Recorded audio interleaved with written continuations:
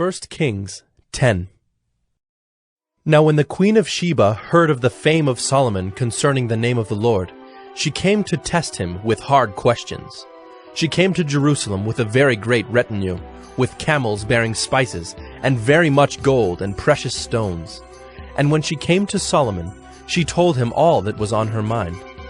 And Solomon answered all her questions. There was nothing hidden from the king that he could not explain to her.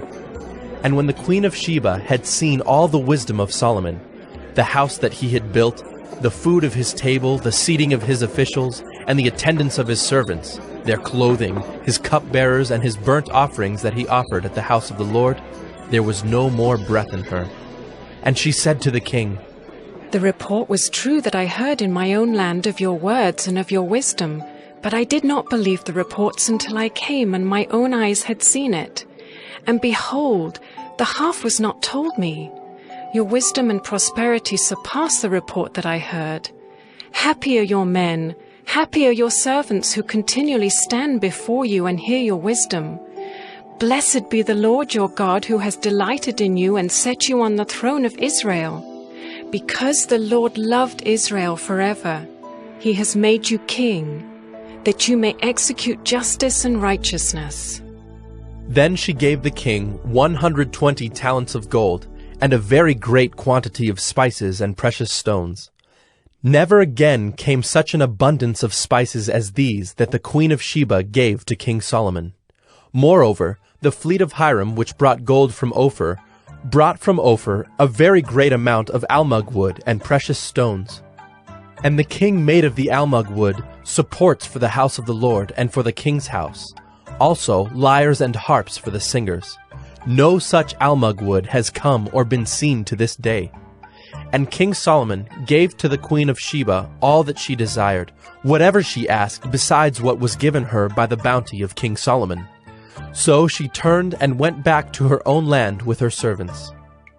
Now the weight of gold that came to Solomon in 1 year was 666 talents of gold, besides that which came from the explorers and from the business of the merchants, and from all the kings of the west and from the governors of the land. King Solomon made 200 large shields of beaten gold.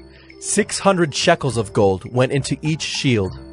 And he made 300 shields of beaten gold. 3 minas of gold went into each shield. And the king put them in the house of the forest of Lebanon. The king also made a great ivory throne, and overlaid it with the finest gold. The throne had 6 steps, and at the back of the throne was a calf's head. And on each side of the seat were armrests, and 2 lions standing beside the armrests.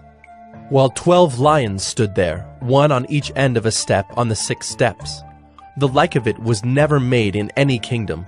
All King Solomon's drinking vessels were of gold, and all the vessels of the house of the forest of Lebanon were of pure gold. None were of silver. Silver was not considered as anything in the days of Solomon. For the king had a fleet of ships of Tarshish at sea with the fleet of Hiram. Once every 3 years, the fleet of ships of Tarshish used to come, bringing gold, silver, ivory, apes, and peacocks. Thus King Solomon excelled all the kings of the earth in riches and in wisdom. And the whole earth sought the presence of Solomon to hear his wisdom, which God had put into his mind. Every one of them brought his present, articles of silver and gold, garments, myrrh, spices, horses and mules, so much year by year. And Solomon gathered together chariots and horsemen. He had 1,400 chariots and 12,000 horsemen, whom he stationed in the chariot cities, and with the king in Jerusalem. And the king made silver as common in Jerusalem as stone, and he made cedar as plentiful as the sycamore of the Shephelah.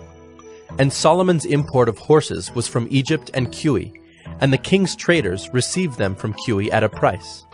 A chariot could be imported from Egypt for 600 shekels of silver, and a horse for 150. And so through the king's traders they were exported to all the kings of the Hittites and the kings of Syria,